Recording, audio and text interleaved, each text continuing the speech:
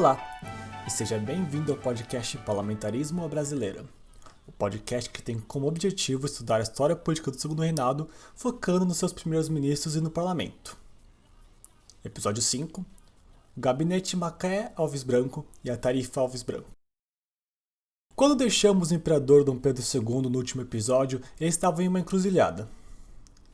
Nos últimos 4 anos, o jovem imperador havia tentado um gabinete liberal, um palaciano e um regressista, e nenhum deles havia dado certo.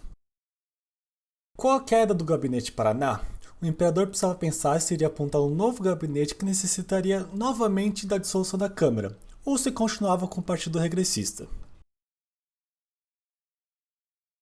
A decisão inicial de Dom Pedro foi por continuar com o partido. Foi chamado então José da Costa Carvalho, Marquês de Monte Alegre, para formar um novo gabinete. Monte Alegre recusou, e aqui há 3 teorias do porquê. A primeira é de que o partido regressista era coeso, e um correligionário de Paraná não aceitaria organizar um gabinete enquanto o imperador não se livrasse do responsável pela humilhação do Marquês, o Áulico Aureliano Coutinho. A segunda, que pessoalmente eu tendo a acreditar mais, é que Costa Carvalho simplesmente era avesso a governar. Ele havia negado ser candidato a regente em 1835 e rejeitaria organizar o gabinete mais uma vez em 1848, antes de finalmente organizar o gabinete Monte Alegre em 1849. Ou seja, toda oportunidade que tinha, negava a governar. A última teoria é que o imperador queria que o próximo gabinete desse anistia aos rebeldes em 1852, algo que Monte Alegre e os outros regressistas eram contra. Qualquer que fosse o motivo, Pedro II teria que procurar fora do partido regressista.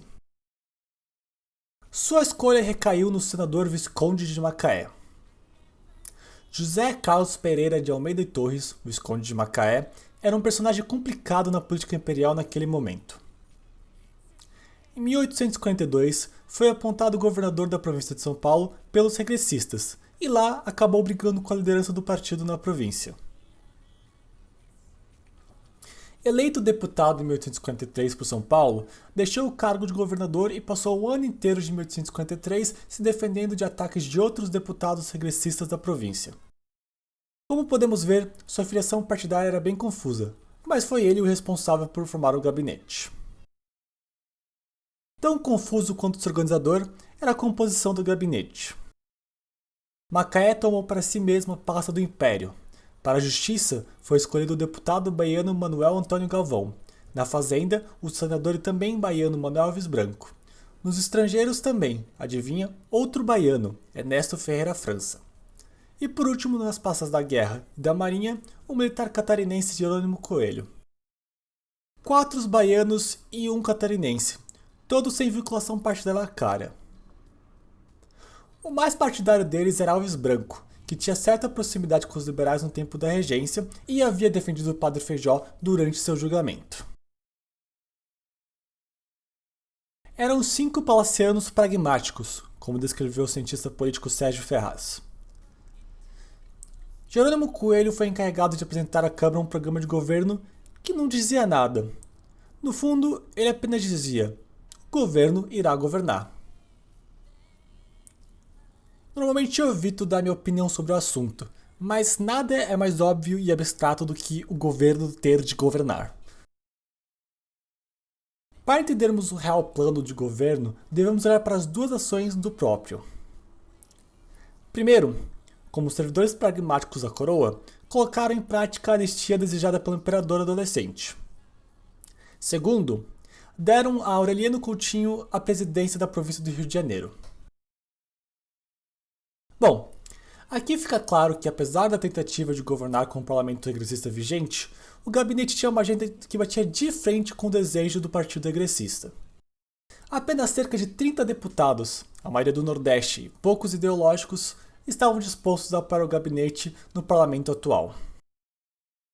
A anistia era um insulto à ordem para os líderes do partido regressista, conhecido cada vez mais como o Partido da Ordem. Mas o real insulto estava em Aureliano. A liderança ordeira odiava Aureliano. Os líderes regressistas do Rio de Janeiro passaram os últimos 4 anos lutando contra o chefe da facção áulica pelo controle político da província. o Partido da Ordem como um todo não apoiaria um gabinete desses, e o resultado foi o mesmo de 2 anos atrás. O gabinete pediu a dissolução da Câmara e o imperador dissoluiu-a. Tendo pendido um pouco para o lado dos liberais e dos áulicos, o gabinete resolveu abraçar de vez os dois grupos após a resistência ordeira. Dissolvida a Câmara em 24 de maio de 1844, ela só voltaria a se reunir em 1º de janeiro de 1845, quase um ano depois. Essa nova Câmara era obviamente quase toda ministerialista, tendo os conservadores sendo relegados a uma pequena bancada de menos 20 deputados. Liderados inicialmente pelo Visconde de Uruguai, a bancada ganhou o apelido de Patrulha, devido à sua luta incansável contra o gabinete. A maioria dos deputados dessa patrulha foram eleitos no Rio de Janeiro e na Bahia. Era de se esperar que a relação entre uma Câmara quase unânime e o gabinete tornasse a vida deste último mais fácil. Não muito. O gabinete, entre aspas, centrista, não se entendia com as demandas mais radicais de parte da bancada liberal, principalmente a paulista, a mineira e a cearense. Eles queriam revogar as leis regressistas da centralização do país. O gabinete, não. Outra vontade dos liberais era passar uma lei de incompatibilidades, que tornariam diversos cargos públicos inelegíveis, para impedir o abuso de autoridade. Em linhas gerais, a base do governo estava dividida entre a bancada a favor dessas reformas, compostas por Minas, São Paulo, Ceará e Paraíba, e a contra, composta principalmente pelo Pernambuco e pelos regressistas da Bahia e do Rio de Janeiro.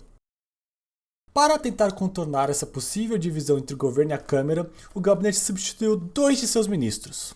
O senador Visconde de Albuquerque foi escolhido para a Marinha e para a Guerra, e o deputado mineiro Visconde de Abaeté foi escolhido para os estrangeiros. Abaeté foi a principal mudança. Ele por muito tempo foi considerado o principal nome dos liberais na Câmara, dos deputados, desde a regência Feijó. Era esperado que ele fosse manter a bancada mais progressista e reformista ao lado do governo. A reforma na composição foi tão profunda que o historiador Barão de Javari considera a reorganização basicamente um novo gabinete. Macaé não trocou de pasta, mas a Fazenda acabou com Alves Branco, e a Justiça acabou com um terceiro membro novo, novamente um baiano, Marcelino Brito. Dessas trocas, as mais importantes acabaram sendo a de Albuquerque e Alves Branco. Na Fazenda, Alves Branco foi responsável pela famosa tarifa que tem o seu nome. Na Marinha, o Visconde de Albuquerque acabou com o gabinete. Não posso começar pelo fim, então começarei com a tarifa Alves Branco. Após anos e anos de negociações com a Inglaterra, o governo brasileiro finalmente conseguiu aumentar suas tarifas. O protecionismo econômico era uma pauta comum entre liberais, palacianos e conservadores. Quando o impedimento do Reino Unido acabou em 1844, rapidamente a tarifa foi aprovada.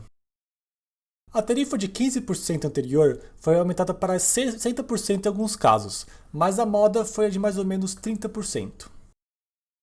Discorde ou concorde do protecionismo como modelo de desenvolvimento a longo prazo, em curto prazo a tarifa aumentou em muito a arrecadação do governo. Caso se lembre do episódio do Gabinete da Maioridade, o Brasil passava por problemas financeiros devido às últimas rebeliões. O dinheiro extra que passou a entrar nos cofres imperiais ajudou muito nesse sentido, apesar dos efeitos a longo prazo da tarifa serem debatidos até hoje em dia.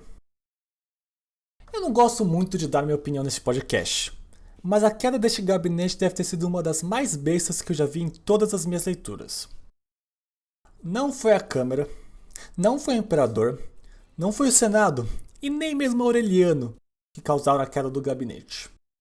Foi um simples oficial da Marinha, o vice-almirante, e eu provavelmente estou pronunciando esse nome errado, Pascoe Grenfell. Em maio de 1845, os rebeldes farroupilhas e o governo chegaram a um acordo para acabar a rebelião, conhecido como Tratado de Poncho Verde. Não nos importa exatamente os termos do tratado, apenas que ele finalmente recuperou ao Império o Rio Grande do Sul. Em outubro do mesmo ano, o imperador e o Visconde de Macaé decidiram visitar a província recém-pacificada. Quem os levou foi uma frota comandada por Pascoe.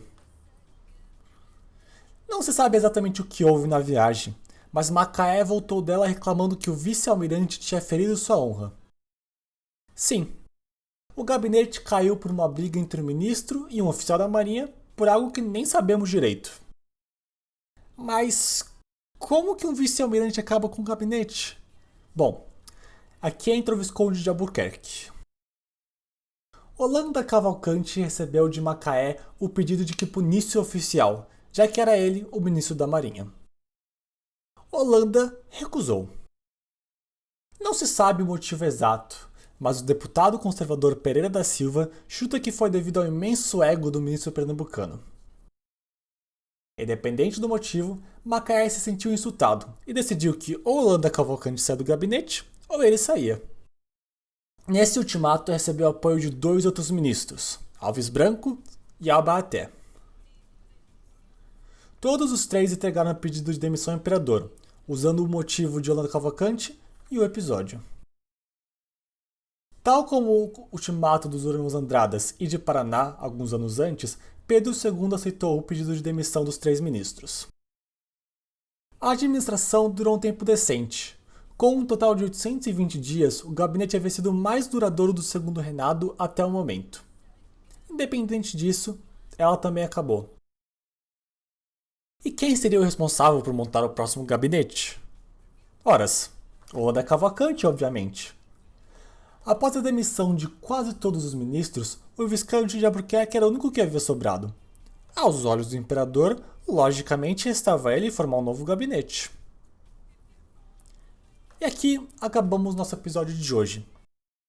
O que Holanda de Cavalcante, o Visconde de Albuquerque, faria a seguir dependeria apenas dele. Apesar de ser ligado aos palacianos e aos liberais no plano nacional, Albuquerque era irmão de regressistas e apoiava o Partido Conservador em Pernambuco. Como conciliar essas duas posições? Pois bem, veremos no próximo episódio.